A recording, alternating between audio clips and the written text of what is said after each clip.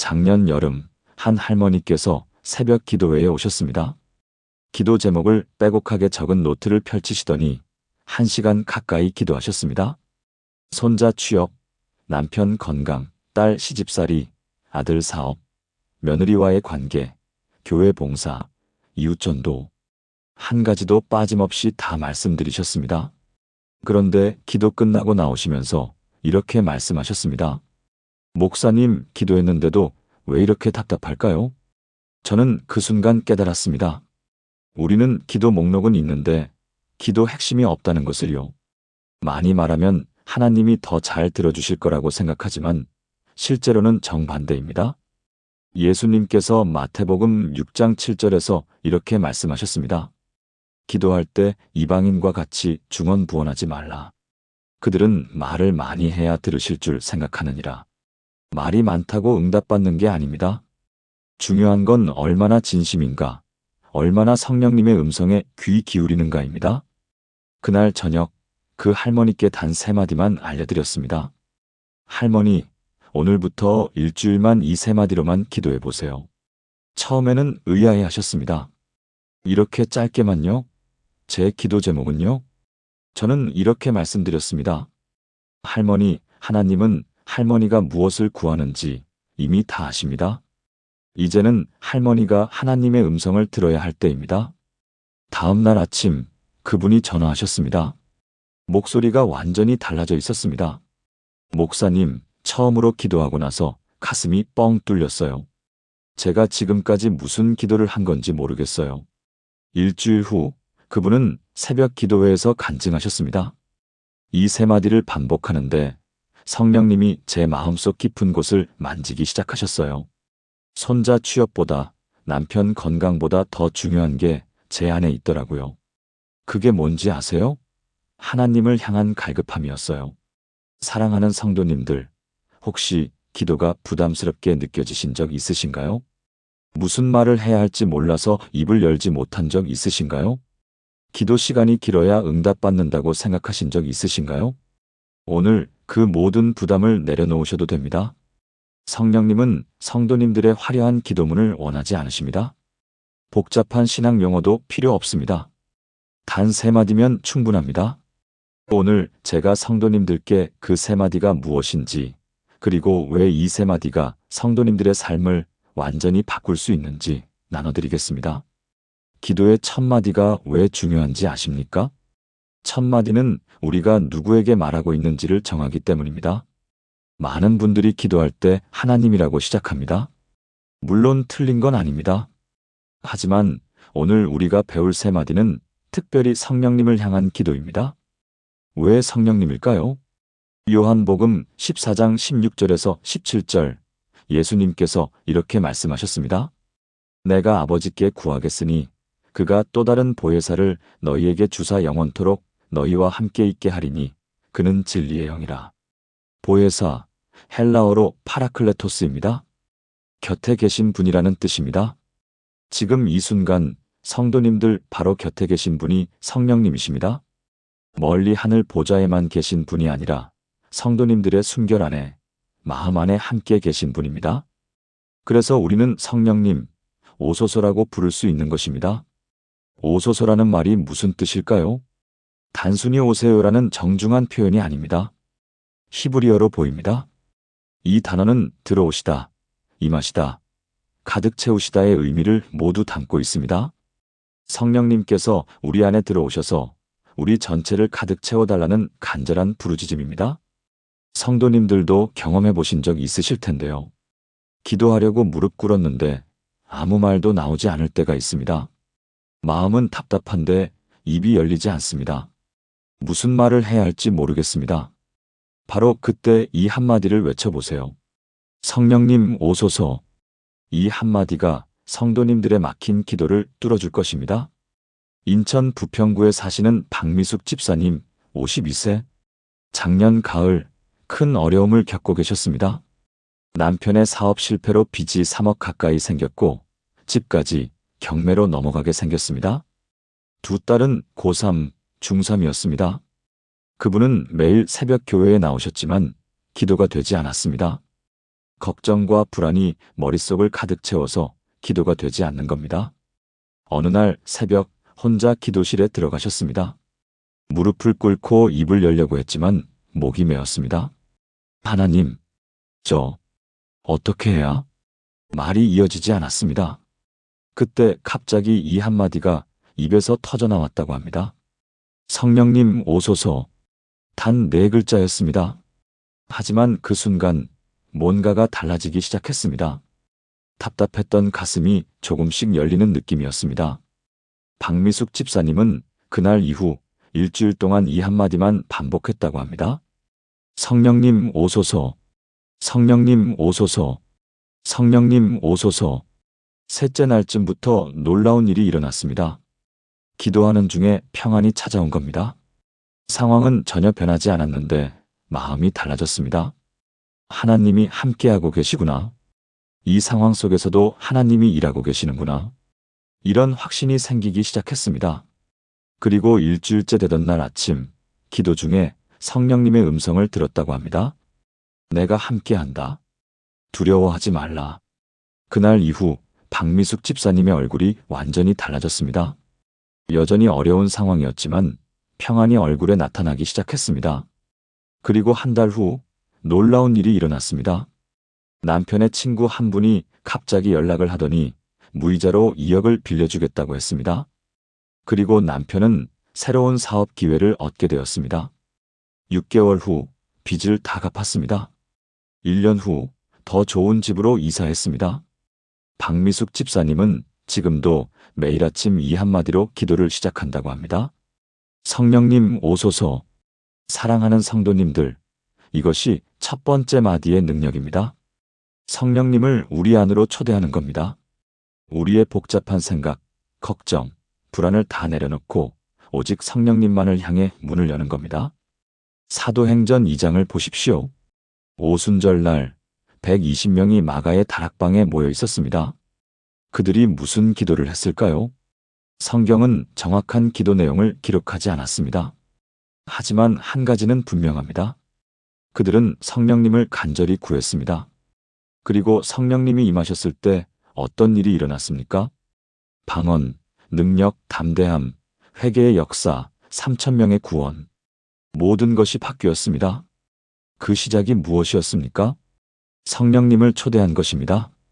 지금 이 자리에서 함께 이 한마디를 외쳐보시겠습니까? 성령님 오소서. 저의 마음 문을 지금 활짝 엽니다. 제 안의 모든 걱정과 불안을 내려놓습니다. 성령님, 저를 가득 채워주소서. 제 생각이 아닌 주님의 생각으로 채워주소서. 제 계획이 아닌 주님의 계획으로 인도하소서. 성령님, 지금 이 자리에 임하셔서 저를 주장하소서. 예수님의 이름으로 기도합니다. 아멘. 이 기도를 매일 아침 첫 마디로 드려보세요. 성도님들의 기도가 달라지기 시작할 것입니다. 첫 번째 마디로 성령님을 초대했다면 이제 두 번째 마디는 무엇을 원하는지 구체적으로 고백하는 것입니다. 제 마음을 채워주소서. 이 한마디가 왜 중요할까요? 많은 분들이 기도할 때 이런 식으로 합니다. 하나님, 이것 주세요. 저것 주세요. 이렇게 해주세요. 저렇게 해주세요. 물론 우리의 필요를 하나님께 아뢰는 것은 좋습니다.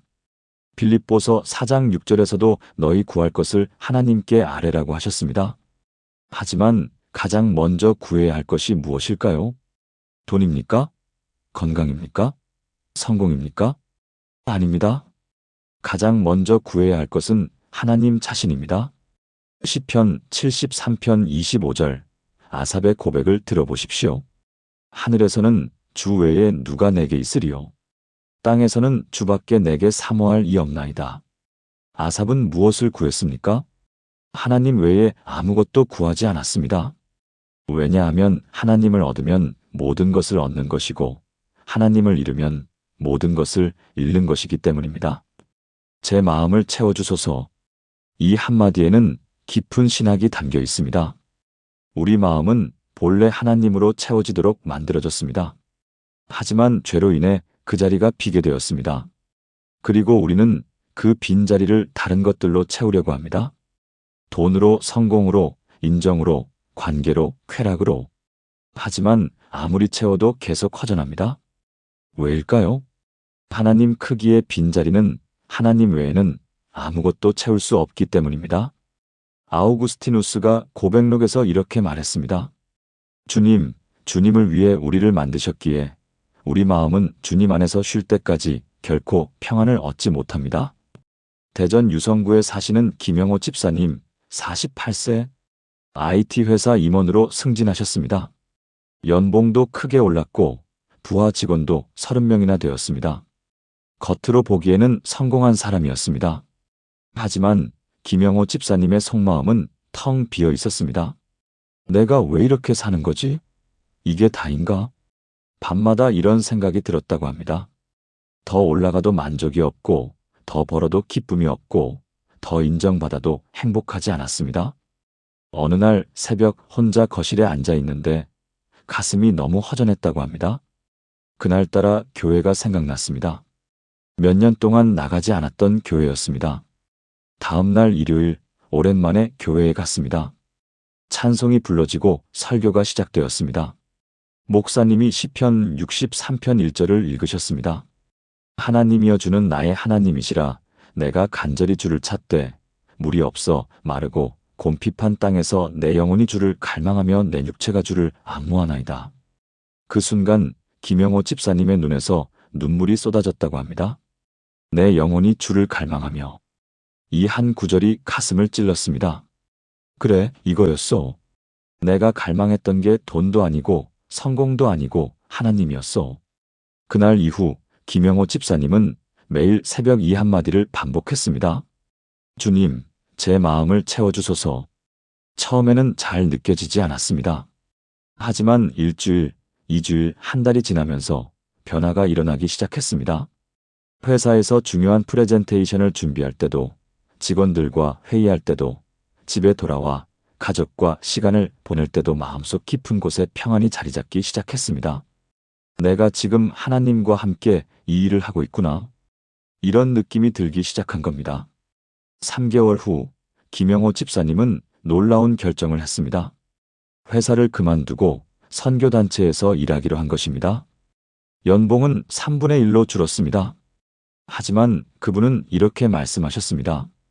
목사님, 제 통장 잔고는 줄었는데 제 마음은 가득 찼어요. 이게 진짜 부자구나 싶어요. 사랑하는 성도님들, 이것이 두 번째 마디의 능력입니다. 우리가 진정으로 구해야 할 것이 무엇인지 깨닫게 해줍니다. 돈도, 건강도, 성공도 나쁜 게 아닙니다. 하지만 그것들은 우리 마음을 채울 수 없습니다. 오직 하나님만이 우리 마음을 채우실 수 있습니다. 예수님께서 마태복음 6장 33절에서 이렇게 말씀하셨습니다. 너희는 먼저 그의 나라와 그의 의를 구하라.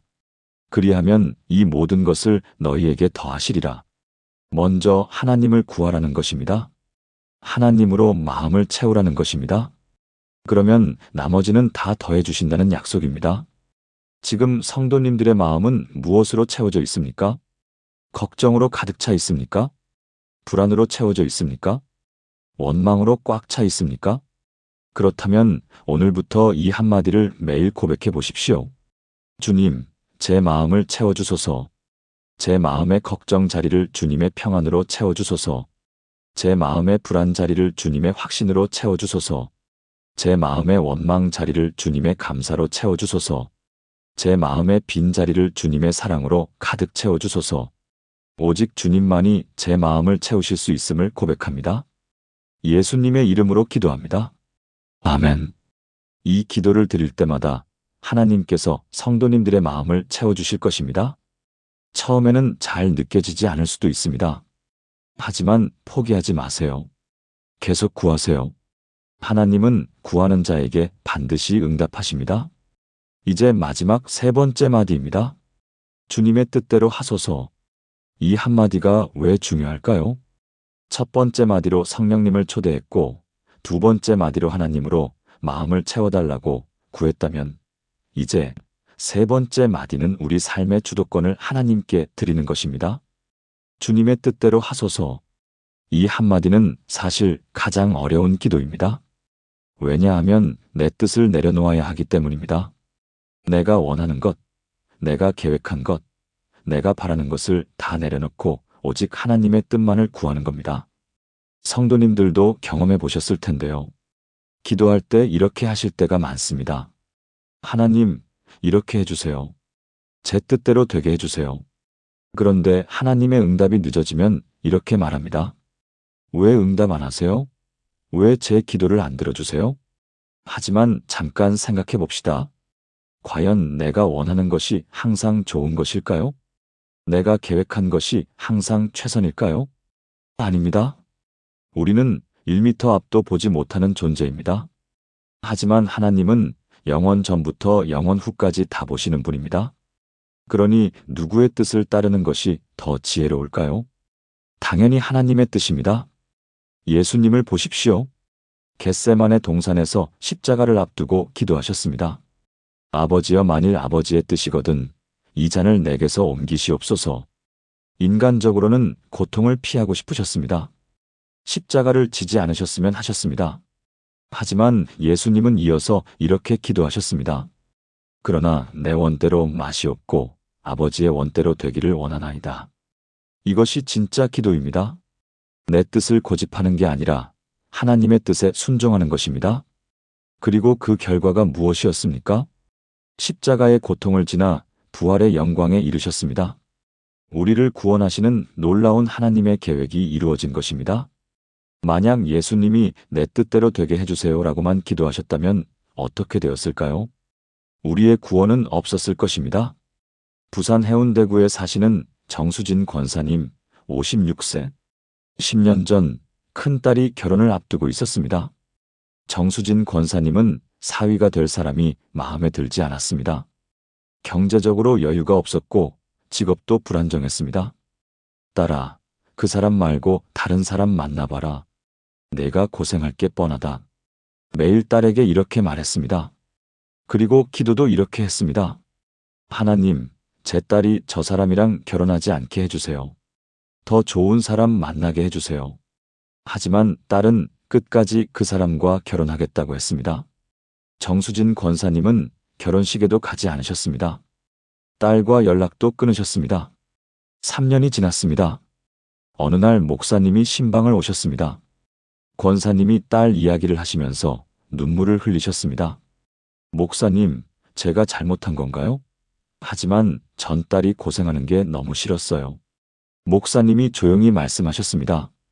권사님, 혹시 딸의 행복을 위해서가 아니라 권사님의 마음 편하심을 위해서 그러신 건 아닙니까?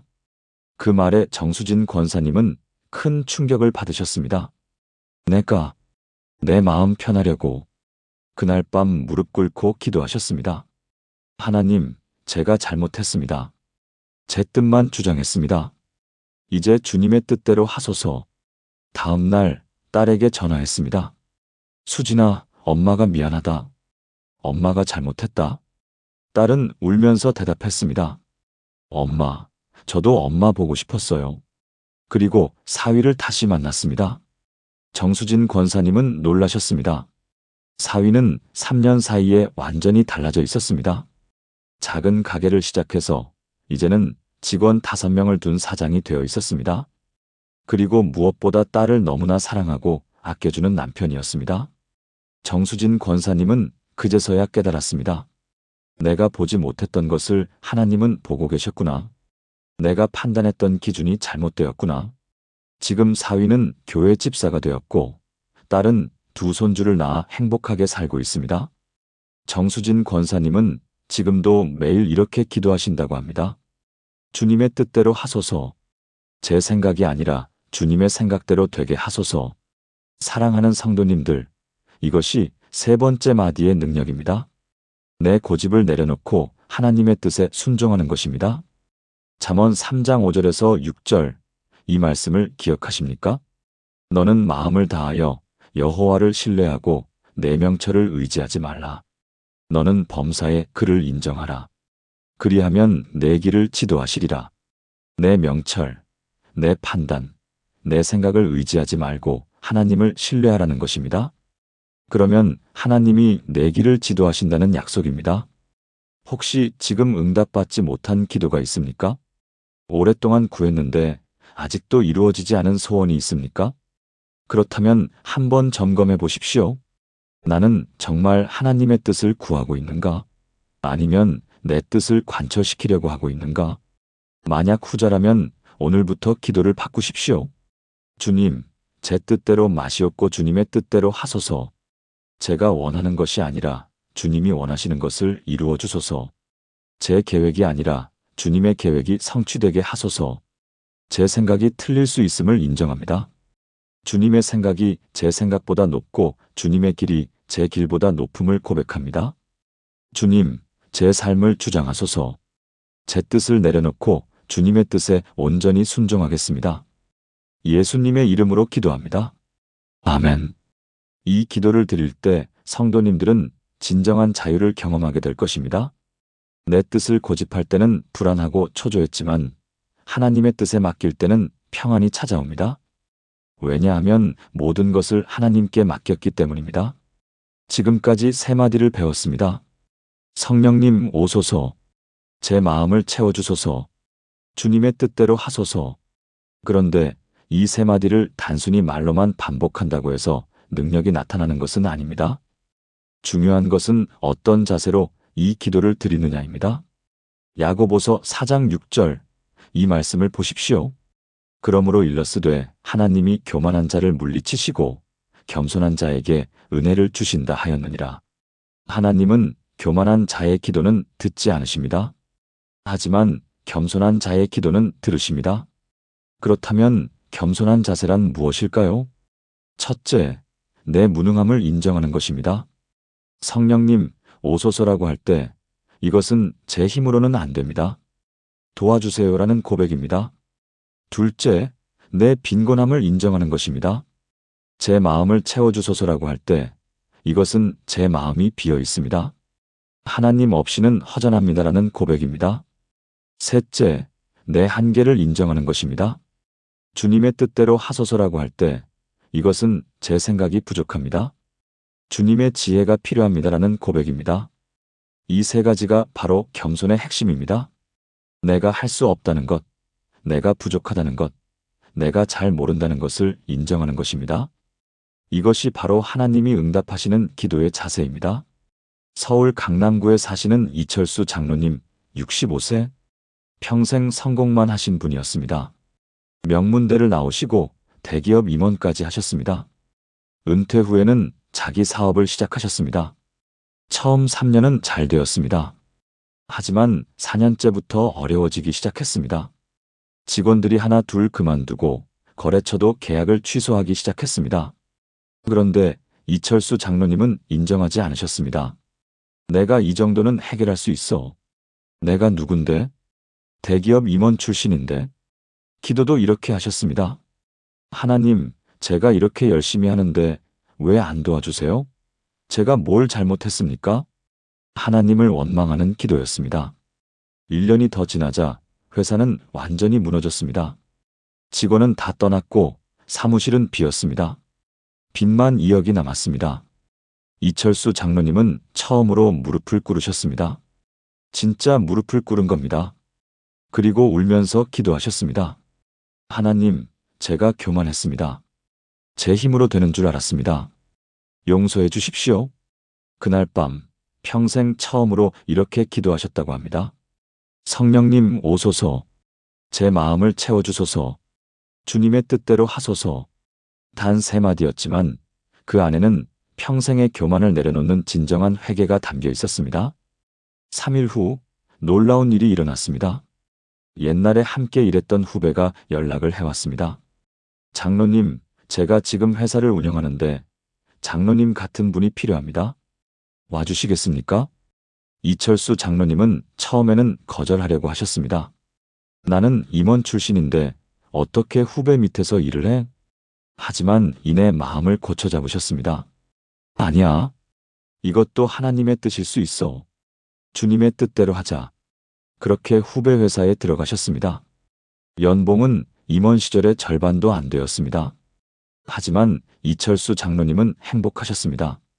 지금이 제 평생에서 가장 겸손하고 가장 행복한 시간입니다. 2년 후 그 회사는 크게 성장했고 이철수 장로님은 공동대표가 되셨습니다. 그리고 무엇보다 중요한 것은 빚을 다 갚으셨다는 것입니다. 이철수 장로님은 지금도 매일 아침 이렇게 기도하신다고 합니다. 성령님 오소서, 제 마음을 채워주소서, 주님의 뜻대로 하소서, 제가 다시 교만해지지 않도록 지켜주소서. 사랑하는 성도님들, 이것이 네 번째 포인트입니다. 이 세 마디를 어떤 자세로 드리느냐가 중요합니다. 교만한 마음으로 형식적으로 반복하면 아무 소용이 없습니다. 하지만 겸손한 마음으로 진실하게 드리면 하나님이 응답하십니다. 시편 51편 17절 다윗의 고백을 들어보십시오. 하나님께서 구하시는 제사는 상한 심령이라. 하나님이여 상하고 통회하는 마음을 주께서 멸시하지 아니하시리이다. 하나님은 화려한 기도문을 원하지 않으십니다. 긴 기도를 원하지 않으십니다. 하나님이 원하시는 것은 상한 심령, 통회하는 마음입니다. 내가 잘못했다고 인정하는 마음, 내가 부족하다고 고백하는 마음, 내가 도움이 필요하다고 외치는 마음입니다. 성도님들, 지금 혹시 기도가 응답받지 못하는 이유가 무엇인지 아십니까? 기도의 내용이 잘못되어서가 아닙니다. 기도의 자세가 잘못되어서입니다. 오늘부터 자세를 바꾸십시오. 겸손하게, 진실하게, 상한 심령으로 이 세 마디를 드리십시오. 성령님 오소서, 저는 부족합니다. 제 마음을 채워주소서, 저는 비어 있습니다. 주님의 뜻대로 하소서, 저는 잘 모릅니다. 겸손한 마음으로 주님 앞에 엎드립니다. 교만한 마음을 내려놓고 주님께 나아갑니다. 주님, 상한 이 심령을 받아주소서. 예수님의 이름으로 기도합니다. 아멘. 이 기도를 드릴 때 하나님께서 성도님들을 높이실 것입니다. 겸손한 자를 하나님은 결코 버리지 않으십니다. 이 세 마디가 과연 어떤 능력을 가지고 있길래 우리가 이렇게 강조하는 걸까요? 첫째, 이 세 마디는 영적 전쟁의 무기입니다. 에베소서 6장 12절, 이 말씀을 보십시오. 우리의 씨름은 혈과 육을 상대하는 것이 아니요 통치자들과 권세들과 이 어둠의 세상 주관자들과 하늘에 있는 악의 영들을 상대함이라. 우리가 싸우는 대상은 보이는 것이 아니라 보이지 않는 영적 세력입니다. 그런데 많은 사람들이 이 영적 전쟁에서 어떻게 싸워야 할지 모릅니다. 복잡한 기도문, 긴 금식 기도, 큰 소리로 외치기? 아닙니다. 가장 강력한 무기는 바로 이 세 마디입니다. 성령님 오소서. 이 한마디가 선포될 때 어둠의 세력은 물러갑니다. 왜냐하면 성령님이 임하시는 곳에 어둠은 존재할 수 없기 때문입니다. 제 마음을 채워주소서. 이 한마디가 선포될 때 마귀의 거짓말이 깨집니다. 마귀는 우리에게 너는 비어 있어, 너는 가치 없어, 너는 버림받았어라고 속삭입니다. 하지만 하나님으로 마음을 채울 때 그 거짓말은 힘을 잃습니다. 주님의 뜻대로 하소서. 이 한마디가 선포될 때 우리는 하나님의 편에 서게 됩니다. 마귀가 아무리 우리를 넘어뜨리려 해도 하나님이 함께 하시면 넘어질 수 없습니다. 둘째, 이 세 마디는 치유의 능력이 있습니다. 많은 분들이 마음의 상처로 고통받고 계십니다. 과거의 아픔, 배신의 기억, 실패의 트라우마. 이런 상처들이 치유되지 않으면 우리는 자유롭게 살 수 없습니다. 그런데 이 세 마디가 그 상처를 치유합니다. 광주 서구에 사시는 한미경 집사님 43세, 10년 전 남편의 외도로 이혼하셨습니다. 혼자 두 아이를 키우시면서 너무나 힘드셨습니다. 하지만 더 힘든 것은 마음의 상처였습니다. 나는 사랑받을 가치가 없는 사람이구나. 이런 생각이 계속 들었다고 합니다. 교회도 나갔지만 기도가 되지 않았습니다. 하나님도 나를 버리신 것 같았습니다. 어느 날 새벽 TV에서 우연히 기독교 방송을 보게 되었습니다. 목사님이 이렇게 말씀하셨습니다. 성도님들이 아무리 상처받아도 하나님은 성도님들을 사랑하십니다. 성령님께 성도님들의 마음을 열어드리십시오. 그 순간 한미경 집사님은 울음이 터졌다고 합니다. 그리고 그날부터 이 세 마디를 반복하기 시작했습니다. 성령님 오소서. 제 마음을 채워주소서. 주님의 뜻대로 하소서. 처음에는 아무 변화도 느껴지지 않았습니다. 하지만 2주가 지나면서 조금씩 달라지기 시작했습니다. 아침에 일어날 때 마음이 조금 가벼워졌습니다. 아이들을 볼 때 미소가 나오기 시작했습니다. 한 달 후 놀라운 일이 일어났습니다. 기도하는 중에 하나님의 음성을 들었다고 합니다. 너는 사랑받을 가치가 있는 존재다. 너는 내 딸이다. 그 순간 10년 동안 얼어붙었던 마음이 녹기 시작했습니다. 한미경 집사님은 지금 교회에서 이혼 가정 상담 봉사를 하고 계십니다. 같은 아픔을 겪은 분들을 위로하고 있습니다. 그분은 이렇게 말씀하셨습니다. 이 세 마디가 제 인생을 바꿨어요. 상처가 치유되고 새로운 삶이 시작됐어요. 셋째, 이 세 마디는 변화의 능력이 있습니다. 우리는 변하고 싶어도 변하지 못할 때가 많습니다. 나쁜 습관을 끊고 싶은데 끊어지지 않습니다. 성격을 바꾸고 싶은데 바뀌지 않습니다. 관계를 회복하고 싶은데 회복되지 않습니다. 왜 그럴까요? 내 힘으로 하려고 하기 때문입니다. 하지만 이 세 마디를 진심으로 드릴 때 성령님이 우리를 변화시키십니다. 고린도후서 3장 18절 이 말씀을 보십시오. 우리가 다 수건을 벗은 얼굴로 거울을 보는 것 같이 주의 영광을 보매 그와 같은 형상으로 변화하여 영광에서 영광에 이르니 곧 주의 영으로 말미암음이니라. 주의 영, 즉 성령님으로 말미암아 우리가 변화된다는 것입니다. 내 노력이 아니라 성령님의 능력으로 변화되는 것입니다. 사랑하는 성도님들, 변하고 싶으십니까? 그렇다면 내 힘으로 하려고 하지 마십시오. 이 세 마디를 들으십시오. 성령님 오소서, 저를 변화시켜 주소서, 제 마음을 채워주소서, 새로운 마음으로 채워주소서, 주님의 뜻대로 하소서, 주님이 원하시는 사람으로 빚어주소서. 이 기도를 드릴 때 성령님이 성도님들을 조금씩 변화시키실 것입니다. 하루아침에 완전히 변하지는 않습니다. 하지만 매일 조금씩 영광에서 영광으로 변화될 것입니다. 성도님들, 지금 함께 이 기도를 드려보시겠습니까? 성령님 오소서, 제 안에 역사하소서, 영적 전쟁에서 승리하게 하소서, 제 마음의 상처를 치유하소서, 저를 변화시켜 주님의 형상을 닮게 하소서, 이 세 마디의 능력을 날마다 경험하게 하소서. 예수님의 이름으로 기도합니다. 아멘. 이 세 마디가 그렇게 좋다면 왜 모든 사람이 이렇게 기도하지 않을까요? 왜 많은 사람들이 여전히 복잡하고 긴 기도를 할까요? 그 이유는 이 세 마디를 방해하는 것들이 있기 때문입니다. 첫째, 습관이 방해합니다. 우리는 어릴 때부터 기도는 길어야 한다고 배웠습니다. 5분은 기도해야지, 10분은 기도해야지, 30분은 기도해야지. 그래서 짧은 기도를 드리면 뭔가 죄책감이 듭니다. 이렇게 짧게 기도해도 되나? 하나님이 들으실까? 하지만 이것은 잘못된 습관입니다. 예수님께서 마태복음 6장 7절에서 뭐라고 하셨습니까? 기도할 때 이방인과 같이 중언부언하지 말라. 길이가 중요한 게 아니라는 말씀입니다. 우리는 이 잘못된 습관을 깨야 합니다. 둘째, 교만이 방해합니다. 솔직히 말하면 우리는 멋진 기도를 하고 싶어 합니다. 다른 사람들이 들으면 와, 저 사람 기도 잘한다라고 생각하는 기도를 하고 싶습니다. 그래서 화려한 수식어를 붙이고 어려운 신앙 용어를 사용하고 긴 문장으로 기도합니다. 하지만 이것은 교만입니다. 기도는 사람에게 보이려고 하는 것이 아니라 하나님께 드리는 것입니다. 예수님께서 마태복음 6장 5절에서 이렇게 말씀하셨습니다. 너희는 기도할 때에 외식하는 자와 같이 하지 말라. 그들은 사람에게 보이려고 회당과 큰 거리 어귀에 서서 기도하기를 좋아하느니라. 사람에게 보이려는 기도는 하나님께 상을 받지 못합니다. 셋째, 불신앙이 방해합니다. 많은 사람들이 속으로 이렇게 생각합니다.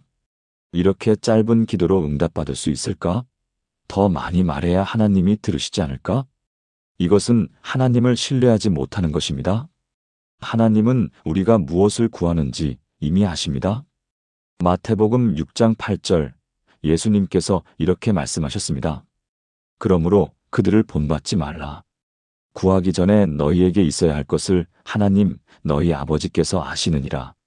하나님은 우리가 말하기 전에 이미 다 아십니다. 그런데 왜 기도해야 할까요?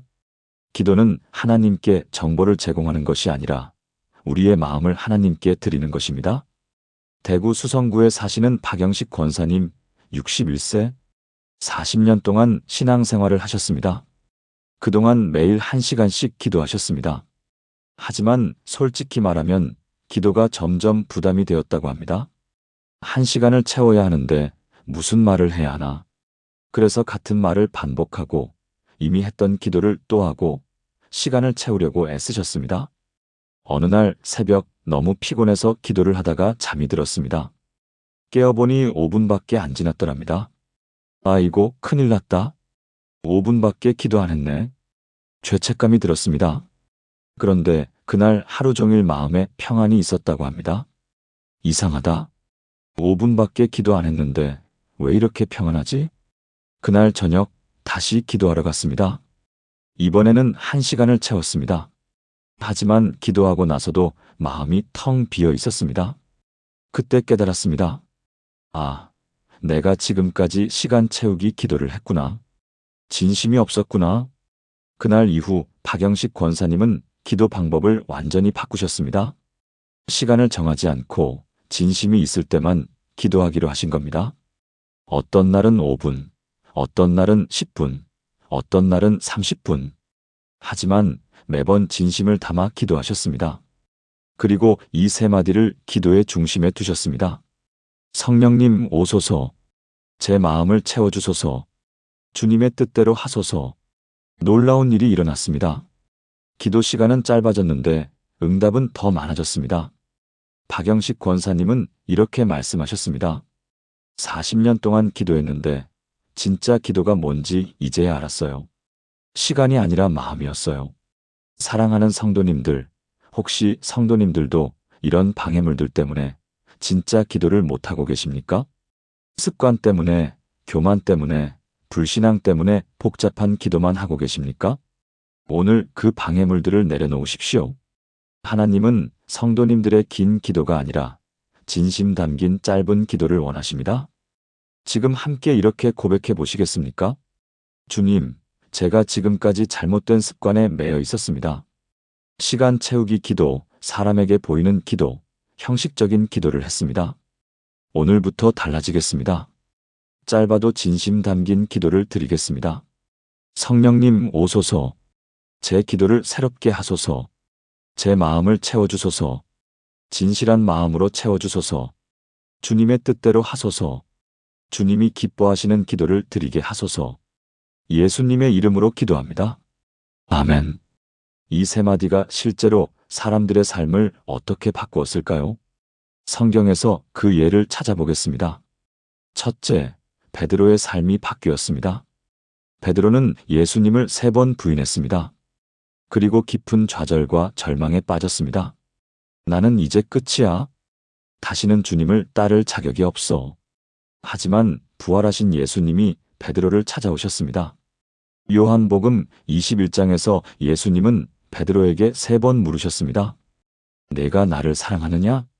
베드로는 3번 대답했습니다.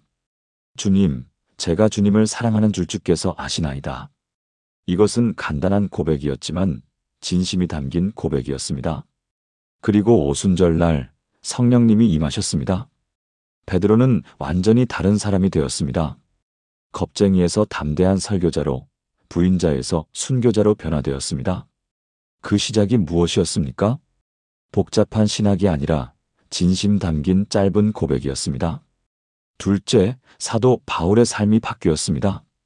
사울이 다메섹 도상에서 예수님을 만났을 때 뭐라고 했습니까? 사도행전 9장 6절, 주여 무엇을 하라 하시나이까? 이 한마디였습니다. 복잡한 변명도 없고 긴 설명도 없고 그저 이 한마디였습니다. 주님, 무엇을 하라 하시나이까? 이것은 주님의 뜻대로 하소서와 같은 고백입니다. 그리고 그의 인생이 완전히 바뀌었습니다. 기독교를 핍박하던 사람에서 기독교를 전파하는 사람으로, 살인자에서 구원자로 변화되었습니다. 셋째, 현대를 살아가는 우리의 삶도 바뀝니다. 제주도에 사시는 강민수 집사님 37세. 2년 전 알코올 중독으로 고통받고 계셨습니다. 아내는 아이들을 데리고 친정으로 가버렸고 직장에서도 해고 통보를 받았습니다.